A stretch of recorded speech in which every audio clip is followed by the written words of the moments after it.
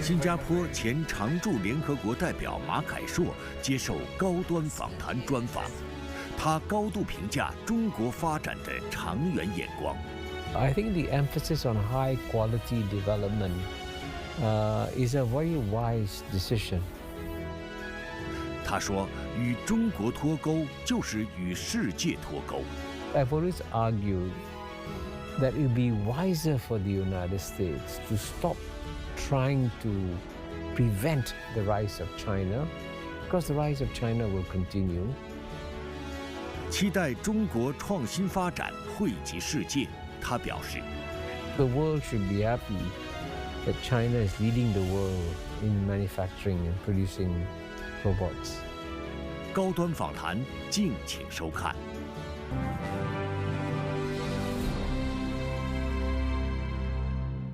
关注国际焦点，洞察世界风云。大家好，欢迎来到本期的高端访谈，我是邹韵。2025年接近尾声，刚刚结束的中央经济工作会议为明年的经济发展做出了部署，也将为“15规划落实夯实基础。回顾“十四五”时期，我国走过了极不寻常、极不平凡的发展历程。那么，中国经济不断扩大高水平对外开放，对国际合作有怎样的推动作用？中国发展新质生产力对世界有怎样的积极意义呢？带着这些问题，我们专访了新加坡前常驻联合国代表马凯硕，一起在对话中寻找答案。Professor Mopbami, good evening, and thank you for joining us on Leaders Talk. Well, not long before this interview, you attended the launch of the World Openness Report. It's one of the flagship publications at the International Hongqiao Economic Forum at CIE. To start our conversation, why don't you share with us some of the key findings in this report that you feel very impressive to you? It's actually very good to have a World Openness Report, you know, at a time when everybody in the West believes that the world is deglobalizing, retreating. And to some extent, the report confirms that in 2025, the world has regressed in terms of openness. But what, of course, is equally important is that it is now the Western countries, especially the United States, that are afraid of globalization.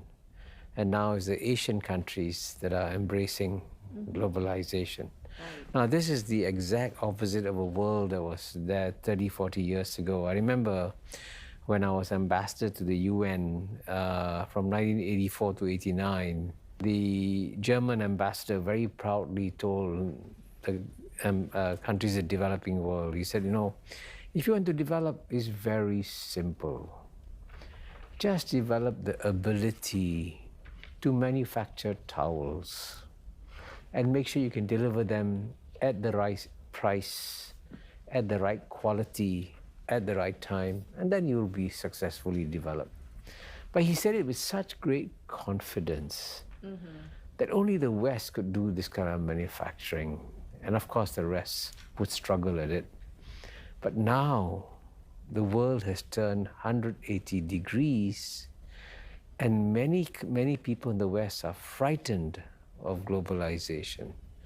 Whereas by contrast, the Asian countries who have now benefited the most from globalization are now embracing it, which is why it's actually very good that China is producing the Global Openness Report. Well, this is your first time to be here at CIE, right, sir? This is quite an integrated setting. I didn't know whether you get a chance to walk around a little bit, and how do you feel about the expo so far? Well, I can tell you that it's quite amazing that the only country to organize an international import expo Yes, this is the one of its kind. It's China.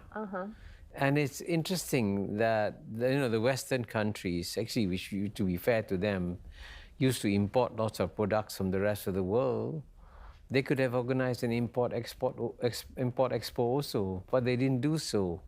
And I think it's good that China is doing so, and it's good that China, for example, is now imposing 0% tariffs on products from Africa, for example. That's right. And I think that's a major contribution that China is making towards the development of Africa, because at a time, as you know, in the year when the United States has increased tariffs on many countries in the world, including African countries, it's good for China to announce it's going to have 0% tariffs.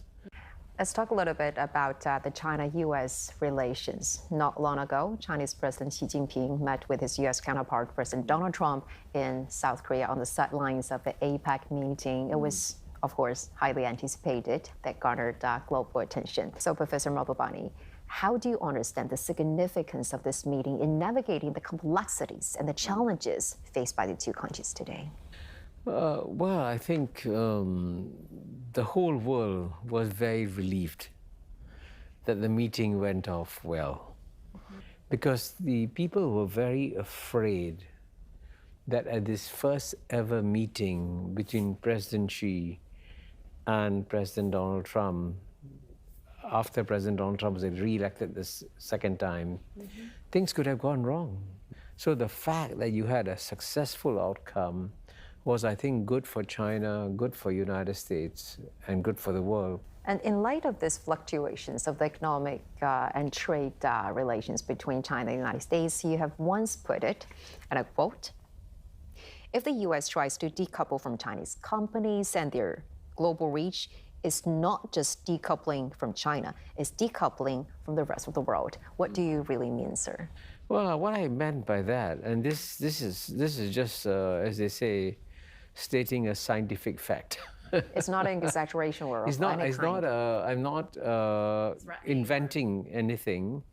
The fact of the matter is that China now does more trade with the rest of the world than the United States does. I mean, this is a fact, okay? And at the same time, countries around the world increasingly are relying on China to provide many of the critical, essential parts they need for their own manufacturing back home. So clearly, China has integrated itself with the world in a very deep fashion.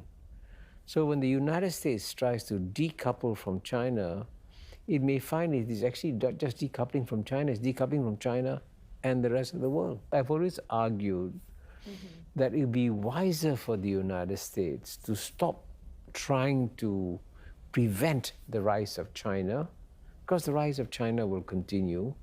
Instead, it should find ways and means of working with China in a mutually beneficial way.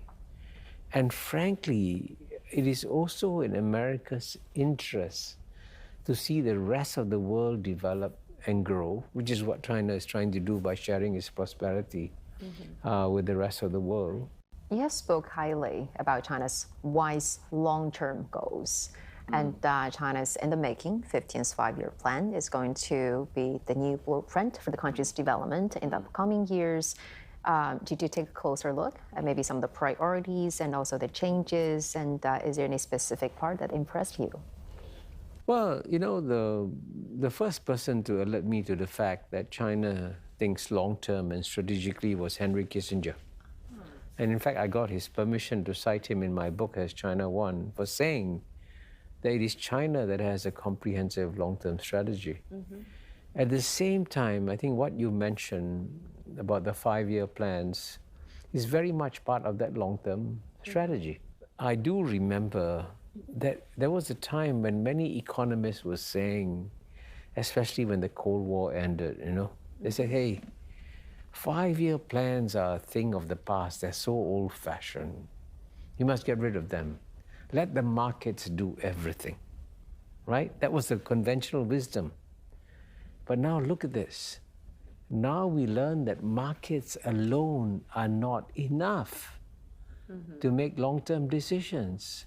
The markets don't think long-term, and which is why you need five-year plans. He's a good friend of mine. He's in Harvard, Amartya Sen. He said for countries to develop, you need the invisible hand of free markets and the visible hand of good governance. And that's the secret of China's development model. That it has an invisible hand of free markets. Some of the competition in EVs, in batteries, is so astounding, vicious competition, amazing. And yet at the same time, you still have a strong guiding hand of the government, making sure that the markets don't go off course. So that's why I think it's good that China is continuing with its 5-year plans. And then for the next one, I think the emphasis on high quality development is a very wise decision. Because right now it's not just about growth per se, it's about the quality of the growth, the impact on the environment, impact on people's lives. And it's good to look at everything comprehensively. And therefore, I wish these 5-year plans great success.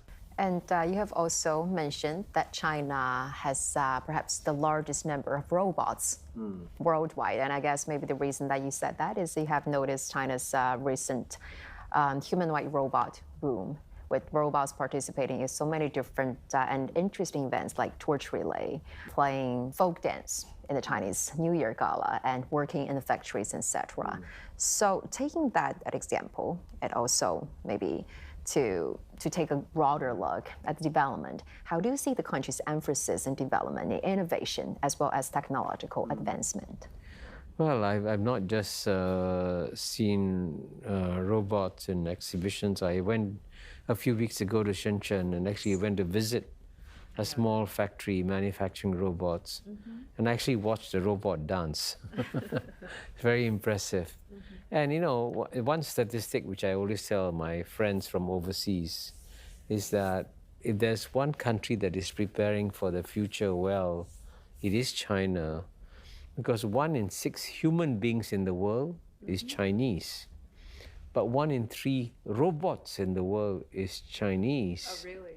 And 1 in 2 baby robots being born every day is Chinese.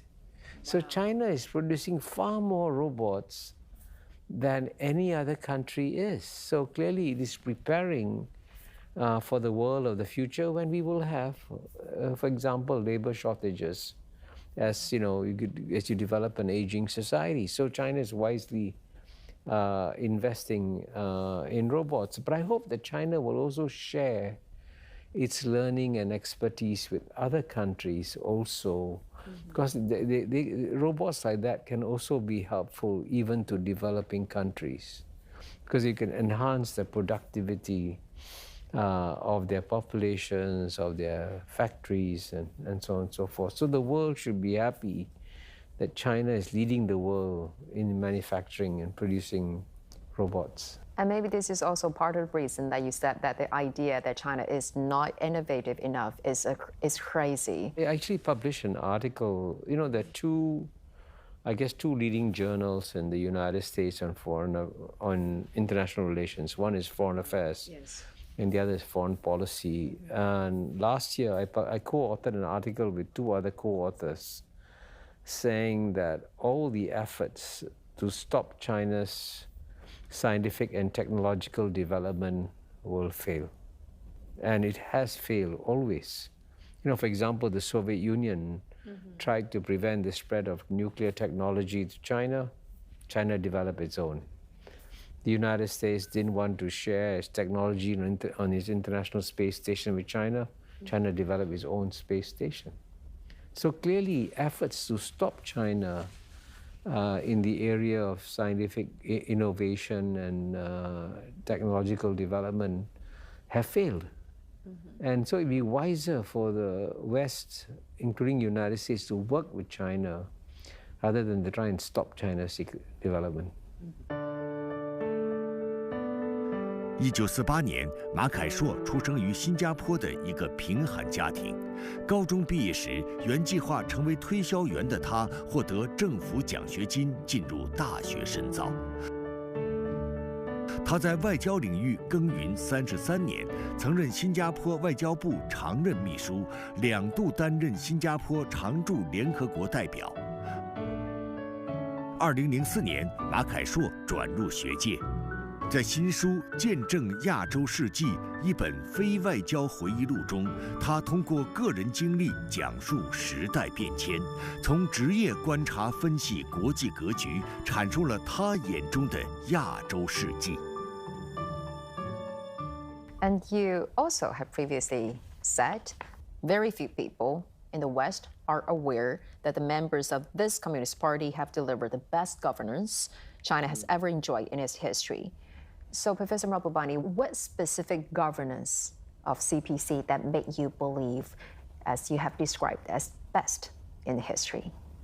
I've launched my memoirs this week in China called Living the Asian Century. And the first chapter of my memoir is called Born Poor. I know. The second chapter is called Still Poor. I know. I read those chapters. So I mentioned that because I've experienced real third world poverty. When you were we grew up in a house where there was no flush toilet. With a rent of $17.6. Wow, I'm impressed. You can remember that, $17.60. That number was very useful for me because there are 1,760 yards in a mile. Oh, and I could remember that because the rental of my house was $17.60. We had debt collectors coming to our house. I was technically at that time undernourished and so on and so forth. Now, I mention all that Yes. not to try and solicit pity or sympathy. I want to mention that for one reason.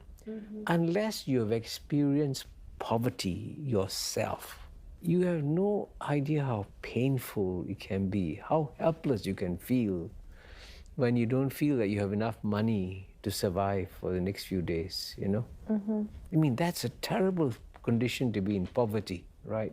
I've experienced it, I know it.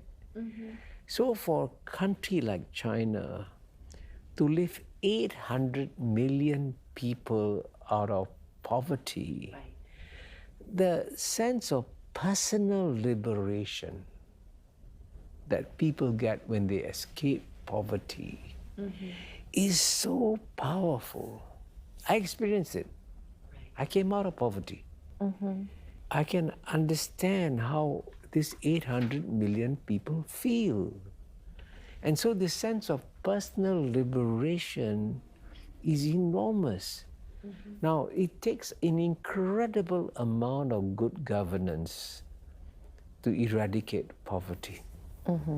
And so clearly, China has done some things exceptionally right to be able to rescue so many people from poverty. And if we can move into a world 10 to 20 years from now where every country in the world replicates what China has done and eradicates poverty, then we would have improved the human condition dramatically.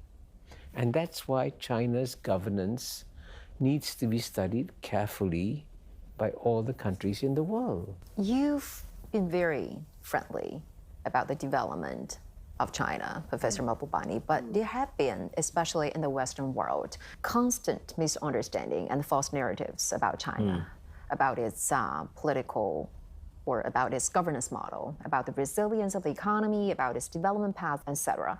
Why do you think there are persistent false narratives about the interpretation of the country?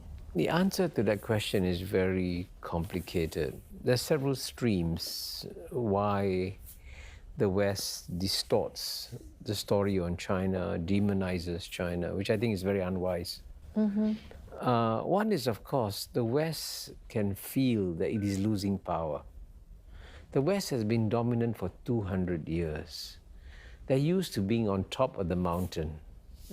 And now suddenly they find that in many fields, China is outperforming them.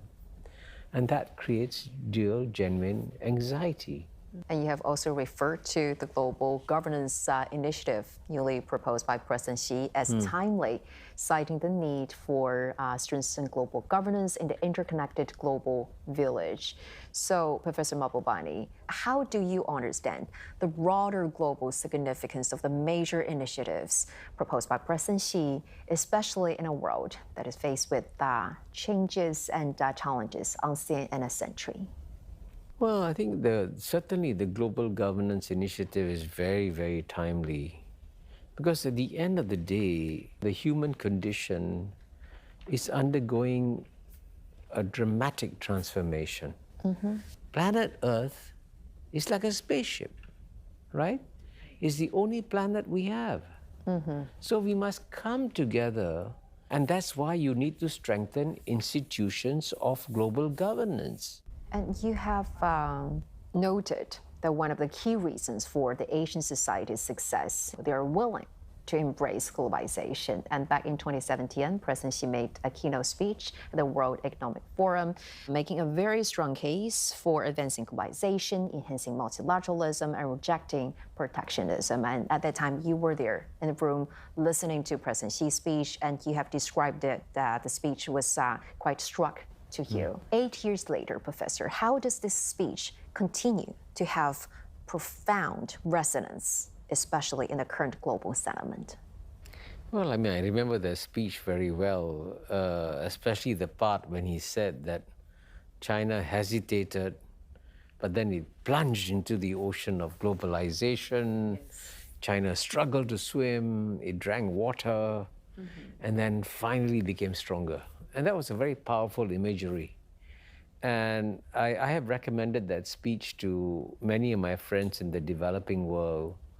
And I believe that any developing country that wants to grow and develop should emulate China's example and plunge into the ocean of globalization, struggle to swim, drink water, but in the end you'll be stronger. And I do hope that even though right now there is some backtracking in some Western countries against globalization, that they'll wake up and realize that actually for them to grow and prosper too, they must once again plunge into the ocean of globalization. Professor, what is your impression of President Xi, and how do you understand the significance of his political philosophy and thoughts? Well, I mean, he has been able to keep China strong and stable as China is experiencing probably one of its biggest geopolitical contests ever.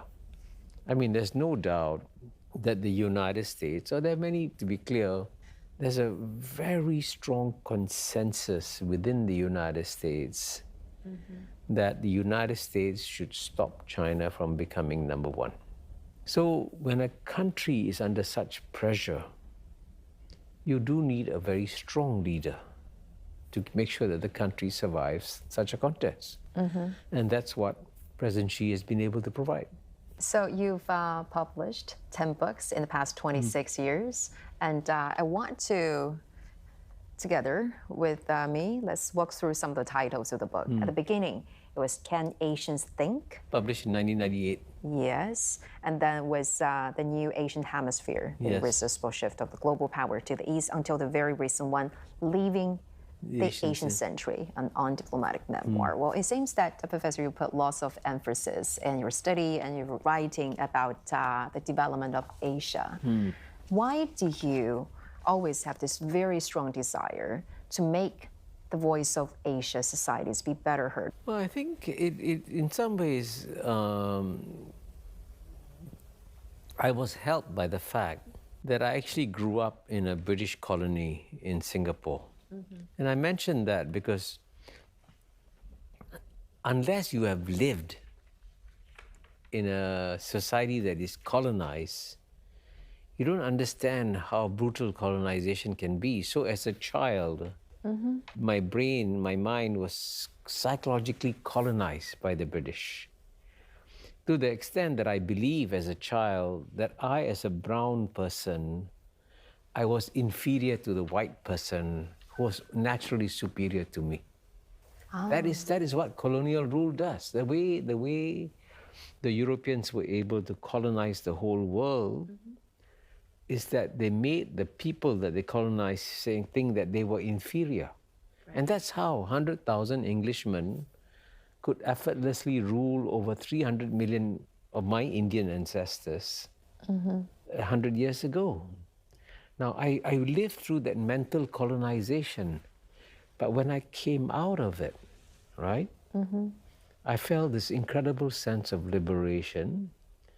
I also began to realize that Asian societies are as good as Western societies. They're not inferior. But I didn't want to keep this insight to myself. I wanted to share this insight with my fellow Asians. I was born a Hindu. I grew up in Southeast Asia. And then, I was born a Sindhi. My surname, Mahbubani, comes from an Arabic Persian word that means Mahbub, that means beloved. Oh. And the script I wrote in as a child was the Arabic script.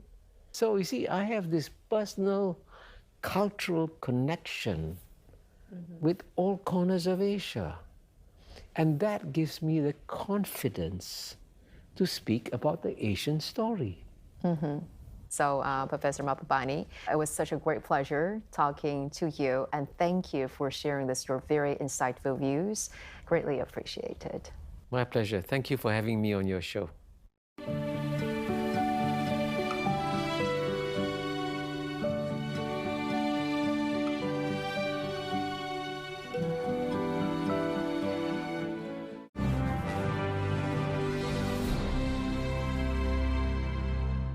在专访当中，有一个细节让我们的印象非常深刻。